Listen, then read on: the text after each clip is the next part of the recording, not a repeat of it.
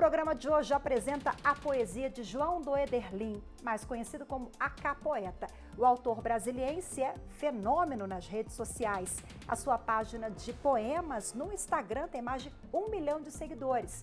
Ele migrou das páginas virtuais para o mercado literário. Também é sucesso com mais de 300 mil livros vendidos. Lança agora em 2021 a sua 4ª obra.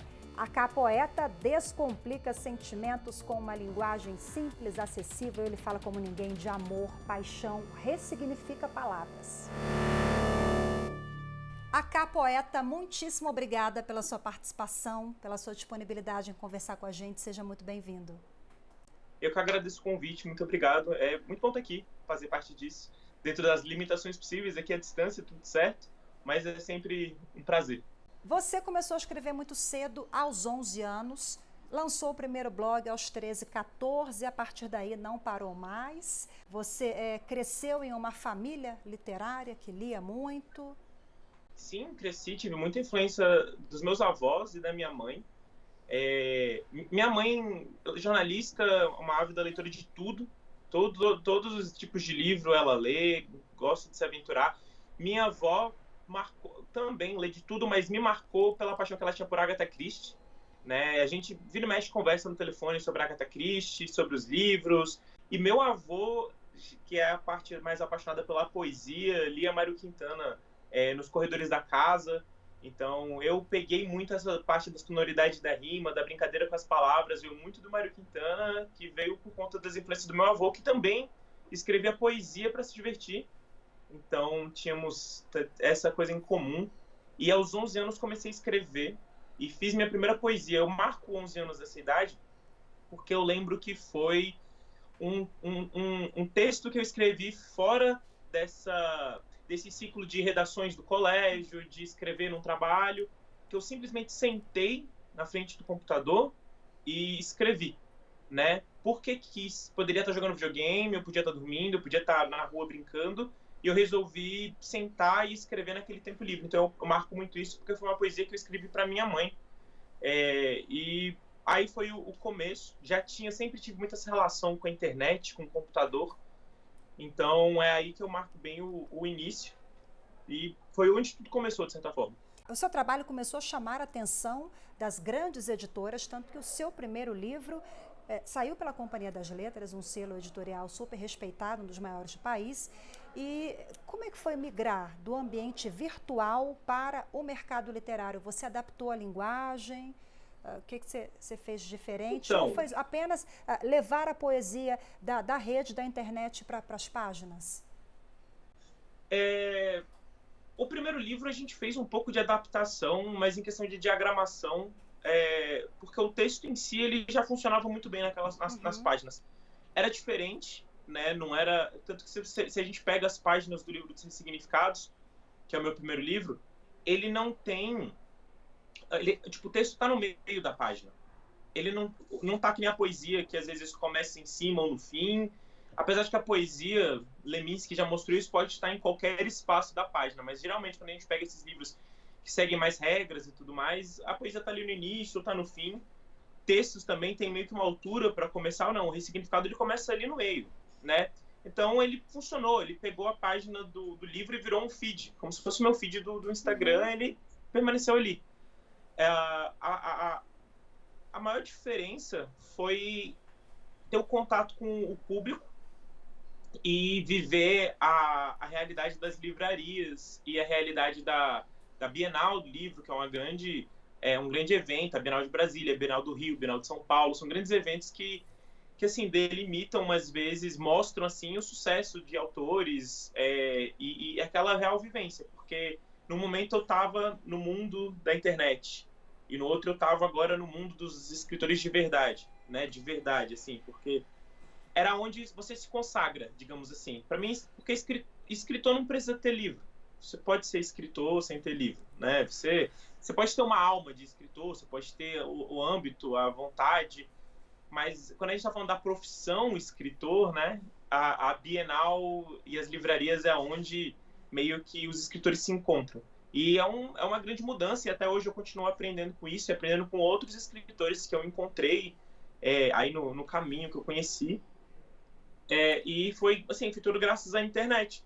Essa mudança, que eu já estava na internet há muito tempo, mas indo para o Instagram, eu tive a felicidade de me deparar com pessoas super gentis lá. Uma delas foi o Hugo Gloss, que bem no início viu meus textos. Eu já estava na internet há muitos anos, mas ele viu meus textos agora no Instagram, por estar no Instagram, gostou e me postou, colocou lá no perfil dele.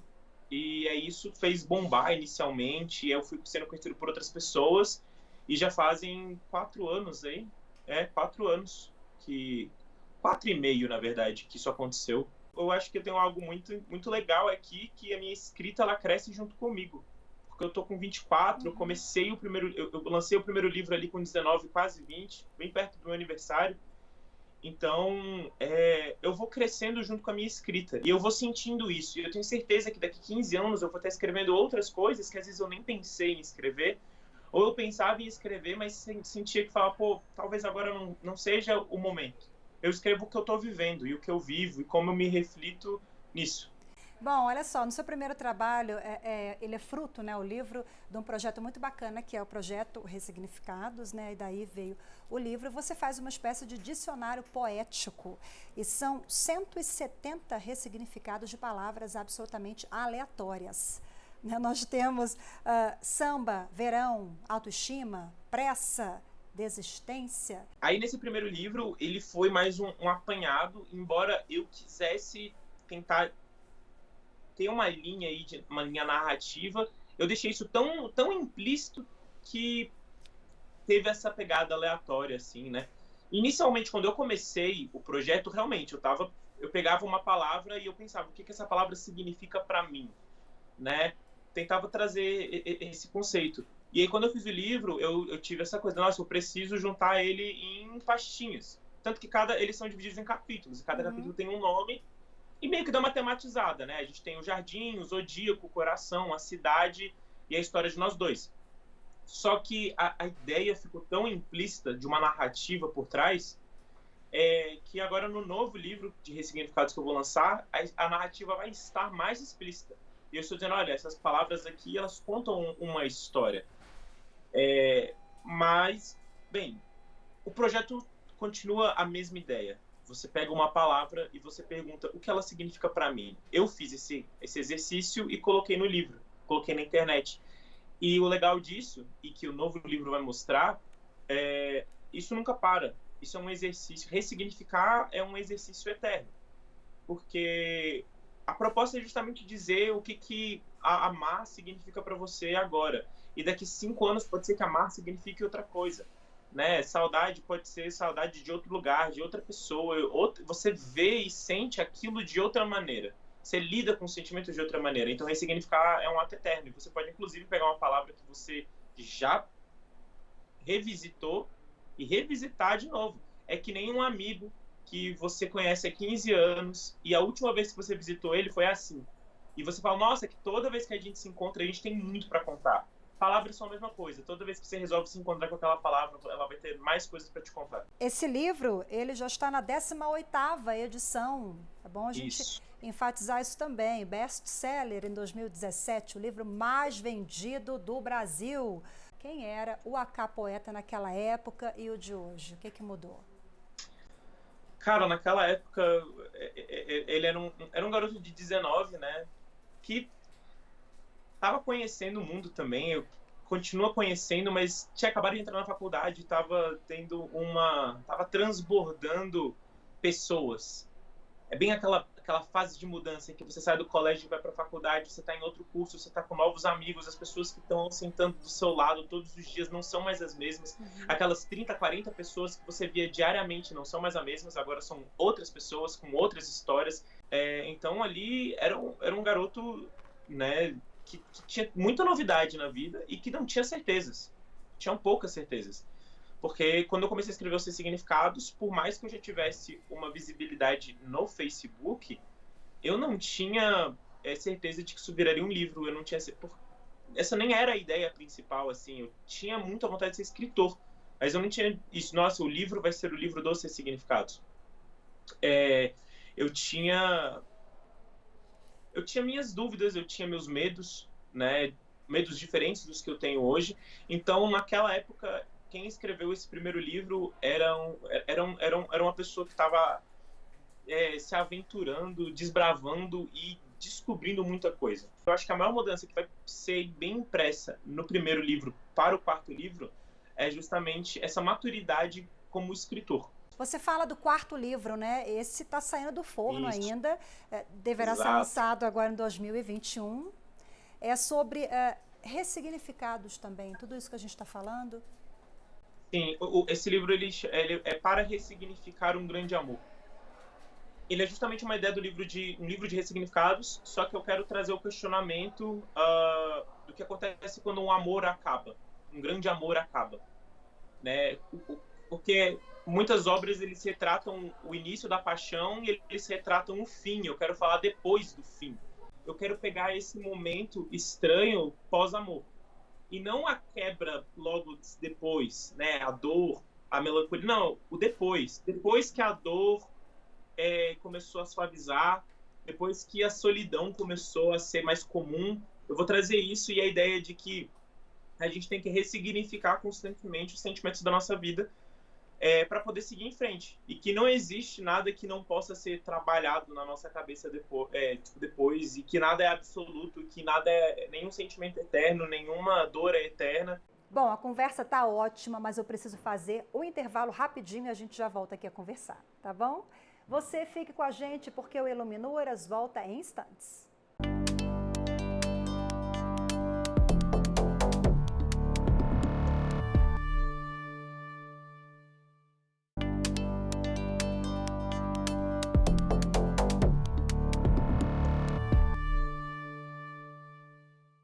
Ele alcança mais de 1 milhão de pessoas com as suas poesias que são publicadas no Instagram. No mercado literário já vendeu mais de 300 mil livros. O meu convidado de hoje é o João do Ederlim, mais conhecido como A.K. Poeta.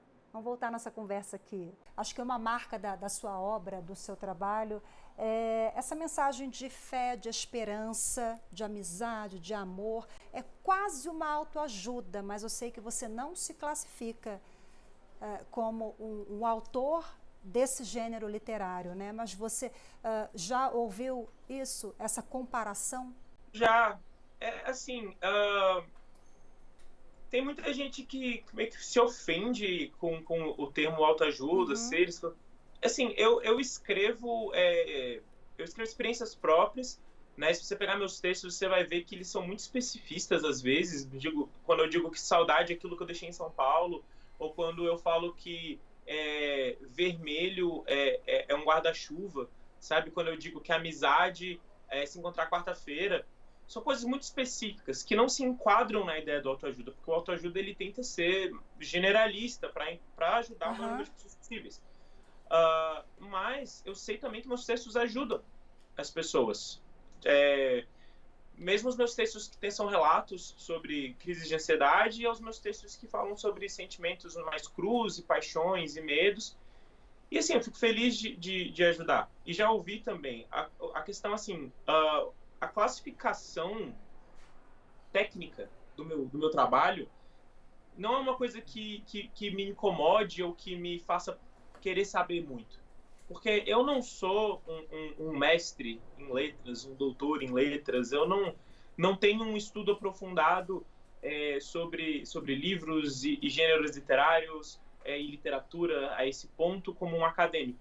Eu tô aqui para produzir conteúdo, eu tô aqui para produzir literatura. Então, eu deixo mais para as pessoas que estudaram sobre isso, para elas dizerem o que é, o que não é. Eu sei que eu escrevo histórias através de versos, através de ressignificados, eu falo de sentimentos, eu falo da minha vida, e tem pessoas que leem e gostam de ler isso, algumas pessoas se sentem ajudadas, outras pessoas se sentem entretidas. E é isso que essa relação pra mim é a mais importante. Quando a gente tá afim de alguém, é uma parada que é tipo digital, tá ligado? É muito único. Cada situação é única e cada pessoa é única. Cada pessoa sente diferente. Tem pessoas que se apaixonam toda semana. Tem pessoas que custam pra se apaixonar. Tem pessoas que nunca namoraram. Só que o ser humano, ele vem e cria essas coisinhas e tenta quantificar o amor. Eu acho que o amor, ele não é quantificável. Se você parar pra pensar, a própria palavra amor, ela é inventada. Qual o papel da internet como ferramenta para impulsionar a leitura. A internet tem esse papel importante, é uma ferramenta capaz de arrebatar novos leitores? Cara, a internet ela é extremamente importante porque primeiro ela permite que a gente entre em contato com um número gigantesco de pessoas em um tempo muito pequeno. E segundo, porque como ela é um espaço, de certa forma, neutro em relação ao conteúdo, o que eu quero dizer com isso? Nenhuma rede social foi feita com o objetivo de ter um conteúdo específico nela. Uhum. Por exemplo, o YouTube não foi criado com o intuito de se ter vídeos de terror e apenas de terror lá, ou de ação, ou apenas vídeos de comédia. Ele foi criado para ter vídeos. Mas assim, uma rede de fotos, ela não foi feita para dizer só pode postar foto do jeito tal. Ela tem suas regras, mas cada um poderia, em teoria, postar o que quisesse. O que permite com que eu escrevendo textos, poesias, histórias e falando de personagens numa rede social, faça com que esse conteúdo chegue numa pessoa que entrou naquela rede social e nunca sequer foi atrás de literatura. Uhum. Mas ela tá ali. E às vezes nem é uma pessoa que gosta de literatura, mas ela tá ali e o meu conteúdo literário tá encontrando com ela. E às vezes ela para e pensa, cara, legal. Então, a internet funciona pra gente captar leitores que eram leitores e hoje em dia não são mais, às vezes aposentaram o hobby de ler, que liam na infância, ou pessoas que nunca leram, né? E às vezes despertar esse interesse em alguém de ler um livro. E também funciona para quem gosta de ler e quer ter mais conteúdo literário ali. Pô, quero ler mais coisas, já tenho meus livros aqui em casa, mas quero consumir essa coisa devagarinho aqui. Devagarinho, assim, esse conteúdo mais curtinho, tá no ônibus, tá passando assim. Pô, tem gente que acha muito bacana que entre a foto dos amigos no churrasco e a foto de um prato de comida tem um texto. Tem uma pílula de reflexão ali que às vezes vai ser engraçada, às vezes vai fazer ela refletir, às vezes vai mudar o dia dela, ou às vezes por 15 segundos ela vai se perder lendo um textinho. Então tem esse papel dinâmico de levar a literatura para muita gente e fazer muitas pessoas se perguntarem, será que eu gosto de ler? Você é um digital influencer da literatura? De certa forma, assim, se a gente pegar o termo por si, como a comunicação entende, sim, estão influenciando pessoas digitalmente, um grande número de pessoas através de uma mídia digital para lerem, né? Lerem textos ou comprarem livros. De certa forma, sim.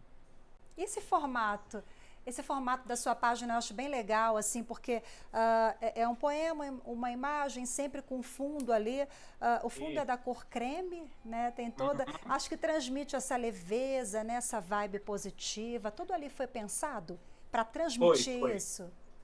Foi. Comecei a estudar sobre publicidade e propaganda ali com os 15 anos. Então eu passei meu ensino médio inteiro lendo sobre e fazendo testes na internet mesmo, com publicidade, com marketing digital. Né? Tinha minha página no Facebook e tinha a possibilidade de usar as ferramentas de impulsionamento, mesmo que fossem com R$5 do lanche da escola, mas eu podia fazer aquilo e podia receber os dados de volta e fazer análise.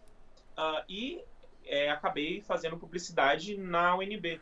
Então, assim, eu sempre tive uma preocupação com isso, porque na minha cabeça a publicidade e a propaganda podem ser utilizadas para despertar o interesse das pessoas, não só pegar um conteúdo e dobrar esse conteúdo para que ele seja vendável, mas na verdade pegar um conteúdo e entender qual que é a abordagem que eu posso fazer para que eu não tenha que dobrar o meu conteúdo para que ele venda, né? Como que eu posso manter ele o mais puro possível? E eu sempre quis fazer isso. Então, quando o texto, para eu não ter que mexer no texto ou no conteúdo, eu falo, cara, eu posso mexer na cor, posso mexer na fonte, posso mexer na diagramação, posso mexer no horário que eu estou postando. A não ser que essas coisas tenham uma influência direta no conteúdo, e às vezes tem, e não à toa. Por exemplo, no Ressignificado de Morte, o fundo é preto, né? Então esse aqui é um fundo em que ele não foi pensado publicitariamente, ele foi pensado pela mensagem, mas às vezes, a maioria dos casos, os ressignificados, a mensagem está no texto. E o conteúdo ao redor, ele é como tornar aquilo mais atraente para as pessoas lerem. Então, assim, se eu posto esse texto 8 da noite ou 4 da manhã, provavelmente não vai influenciar o texto em si, mas pode influenciar quantas pessoas vão ler aquele texto. Então eu consigo, assim, de uma forma mais simples, bem simples que eu expliquei essa parte do horário, mas me permite fazer com que eu alcance mais pessoas sem ter que mudar o que eu estou escrevendo. Posso permanecer com aquela forma. Então, sim, a cor é pensada, a diagramação é pensada, às vezes pensada para mensagem e às vezes pensada para alcançar um número maior de pessoas. Você é uma voz potente na internet, alcança cada vez mais um número maior de pessoas e, ao mesmo tempo, você continua essa voz potente no mercado literário, tanto que você está produzindo, né, a 4ª obra, você consegue conciliar os dois perfeitamente. Sim, até porque um é produto do outro e um está ligado ao outro. Né, a rede social, a internet me mostra para as pessoas e me faz ser visto, me faz ser lembrado e me faz conquistar novos leitores. E os livros, eles são eles são a conclusão, né? Eles são a prova viva de que aqueles textos existem e eles são ótimos para fidelizar leitores. Então, a partir do texto na internet, desperta o interesse em você. Quando você pega o livro, às vezes você está se sentindo mais próximo daquilo. É um ciclo. Eles se complementam e, assim, a internet faz vender mais livro e o livro traz mais seguidores para a internet e o livro alcança pessoas que, às vezes, não ligam muito de usar a internet e a internet leva pessoas para a livraria, pessoas que não vão para a livraria, resolvem ir para a livraria. Então, é um ciclo que se alimenta. E eu quero finalizar o programa com o livro mais recente, que é O Invisível aos Olhos. Isso. Conta pra gente que projeto é esse, tem uma parceria aí também, né?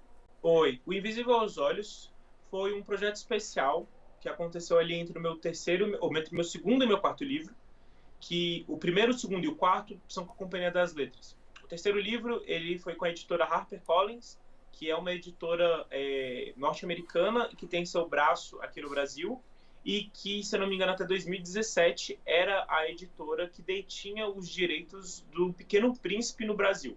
Era responsável por todos os livros do Pequeno Príncipe, todas as adaptações do Pequeno Príncipe, quem fazia era a HarperCollins. E algumas pessoas sabem, o Pequeno Príncipe aqui no Brasil virou domínio público. E para encerrar esse ciclo da HarperCollins de ser a editora detentora dos direitos do Pequeno Príncipe aqui, eles disseram, vamos fazer uma edição especial do Pequeno Príncipe, focada na mensagem de amor que o Saint-Exupéry passava. E a HarperCollins, que tem contato com a família do Saint-Exupéry e tudo mais, que fez vários trabalhos assim, me convidaram e falaram, João, a gente queria que você escrevesse esse livro. E aí eles me passaram a ideia, eu afinei a ideia com eles e basicamente o que era um livro em que eu dividiria espaço com um dos maiores autores da história, que é o Saint-Exupéry, em que ele continuaria contando para as pessoas sobre raposas, rosas, príncipes, sentimentos e responsabilidade afetiva. E eu estou dizendo para ele que essas coisas ainda existem, que rosas, raposas e príncipes ainda existem, talvez não do jeito como ele descreveu naquela época, talvez hoje em dia elas usem o Instagram e talvez hoje em dia elas tenham se deparado com outros conceitos emocionais, mas elas existem. E se eu pudesse, se ele estivesse vivo, esse livro seria uma conversa, seria uma nossa conversa, né? Ele diria, tu te tornas eternamente responsável por aquilo que cativas, e eu falaria para ele o meu ressignificado de cativar. Então, eu não estou relendo a obra dele, eu estou dizendo para ele o que eu entendo dos ensinamentos que o livro dele me trouxe. E aí a estrutura do livro é um trecho do Saint-Exupéry e meu texto. Um texto do Pequeno Príncipe, meu texto. Não necessariamente, como eu falei, traduzindo nem nada, é só duas ideias escritas de maneira diferente por dois autores diferentes que estão separados por anos, né? Mas que falam das mesmas coisas, que falam com o coração também. Mais uma vez, né? Ressignificar. Está presente em tudo, né? Está presente em tudo, porque se a gente parar para pegar esse conceito de forma crua, quando um autor escreve uma ficção distópica sobre um futuro ou um passado em que ele põe personagens e traz situações da vida e estruturas sociais que não existem e põe pessoas usando poderes e põe monstros e dragões, ele nada mais está fazendo do que ressignificando uma estrutura social que ele conhece e botando na visão dele, dizendo o que eu acho disso no mundo real. E aí ele chega lá e vai escrever o que ele acredita que ser aquilo em uma outra história. Ele quer contar uma história, ele quer falar de um sentimento. Os escritores estão o tempo todo dizendo qual é o ponto de vista deles sobre as coisas ao redor do mundo. E às vezes a gente faz isso com versos poéticos, e às vezes a gente faz isso através de histórias fantásticas ou de crimes policiais, mas sempre tem alguma coisa por trás ali, algum ponto de partida inicial, algum conceito básico em que a gente quis contar com outros olhos e outras palavras. Que você continue contando, ressignificando e compartilhando muito as suas poesias, as suas histórias. João, muito obrigada pela sua entrevista. João do Ederlin, mais conhecido como a Capoeta. Muito obrigado, eu fico muito feliz pelo convite, muito obrigado pelo papo, achei muito bacana e espero que as pessoas que assistam, quem assistir, né, quem estiver assistindo nesse exato momento, que essa mensagem estiver chegando, que faça sentido, alguma coisa. E que se não fizer, se nada fizer sentido, eu acho que também já é uma vitória, porque mostrar, eu sempre tive isso, né? As pessoas se preocupam muito em mostrar o lado, é isso, é aquilo, faça isso. Mas às vezes a gente aprende muito mais quando as pessoas falam, não faça isso, não pense isso. Tem seu papel também tem sua função. Acho que sempre é ganho, né? Sempre conversas são sempre benéficas. De uma forma ou de outra, acabam sendo. E assim nós terminamos mais esta edição, mas eu já te convido para rever o programa ao longo da nossa programação e pela internet. É só acessar youtube.com/TV Justiça Oficial. Tchau, tchau.